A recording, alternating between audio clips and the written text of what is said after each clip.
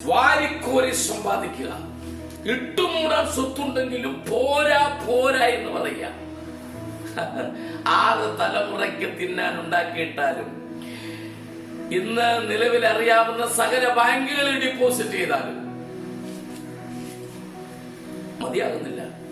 സൂക്ഷിച്ചോ, വാരിക്കൂട്ടുന്നവർ സൂക്ഷിച്ചോ.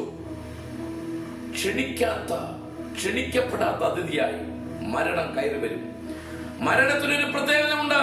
അത് അടുക്കളയ്ക്കകത്തും കയറും, അത് അരങ്ങത്തും കയറും, അത് ഡൈനിങ് ഹാളിലും കയറും, അതിന്റെ കിടപ്പുറയ്ക്കകത്തും കയറും.